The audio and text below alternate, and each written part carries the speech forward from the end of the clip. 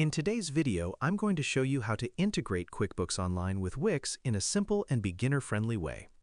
If you're running a Wix website or online store, connecting it to QuickBooks helps you automatically track your sales, payments, and financial data without doing everything manually. Let's get started. First, open your browser and log into your QuickBooks Online account. Once you're inside the dashboard, look at the top right corner and click on Integrations. This section allows you to connect QuickBooks with different platforms, including Wix. Now use the search bar and type Wix. From the results, look for a Wix integration app or a connector that supports syncing Wix data with QuickBooks. Click on the app to open its details page.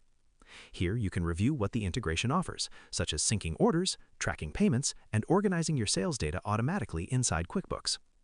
Once you're ready, click on the Get App Now or Connect button. Next, you'll be asked to sign in to your Wix account.